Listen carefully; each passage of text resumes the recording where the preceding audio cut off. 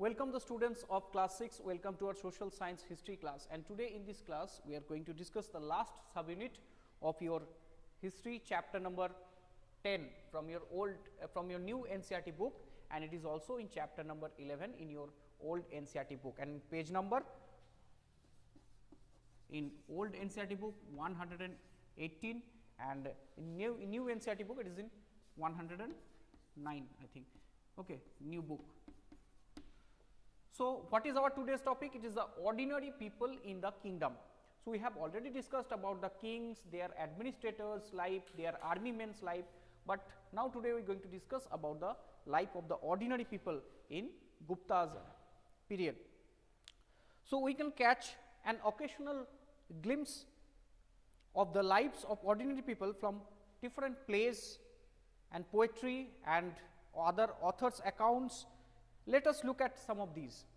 Like at the time, one of the most important poet was Kalidasa, and Kalidasa was a court poet of Chandragupta II or Vikramaditya, and is known for his plays depicting life in king's court. As interesting feature about these plays, in the king and most Brahmins are shown as speaking Sanskrit. So, the language of these plays are Sanskrit written by Kalidasa, and while women and men other than the king and Brahmanas use Prakritic, use the Prakrit, means the spoken form of Sanskrit. So, from this different plays we can understand the people at the time, mainly the Brahmins and the kings, they were speaking in Sanskrit, and the women and the common men, the other men, they were speaking in Prakrit language. So, his most famous play Abhigyana Shakuntalam is the story of love between a king named Dushmantha and a young woman named Shakuntala. So, we find an interesting description of the plight of a poor fisherman in this play, that how when the Dushmantha, the king, he forgot about his wife Shakuntala and left her in a ashram, and so Maharshi Karna's ashram. So, then one day when Shakuntala was into the bathing ghat, he forgot her ring that was given by King Dushmantha on the pond, and it was lost, and somehow it was it was found in a fish was also just shallow that ring, and it was found finally by a fisherman, and when king he also shown that ring to King Dushmantha. Dushmantha remembered all the story, and he returned back Shakuntala in his royal palace.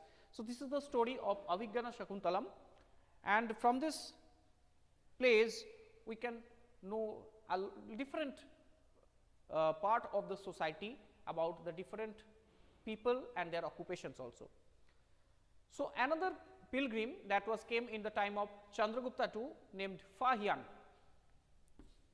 You know, I have already told you about Fahian, and Fahian noticed that the plight of those who were treated as untouchables by the high and mighty, means the superior. At that time,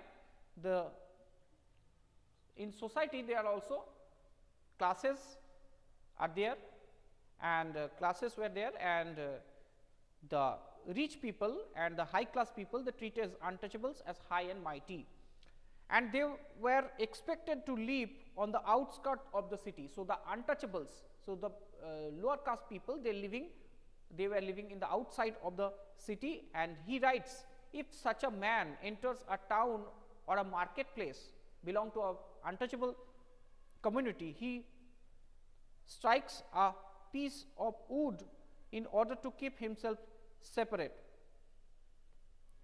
and people hearing the sound know that it means, and avoid touching him or brushing against him. So, when he entered in a marketplace, he strike a piece of wood and make a noise, so that people make apart and make safe distance from the person. It means that avoid touching him or brushing him against him. So, and Banabhatta also provide us such a vivid picture of the king's army, that is and in his different plays and compositions. So, students, that is all from the last subunit. It is the ordinary people in the kingdom, okay, and this is the end of this chapter.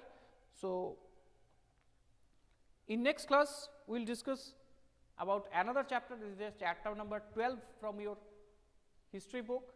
So, till then, thank you for watching. See you again. Bye.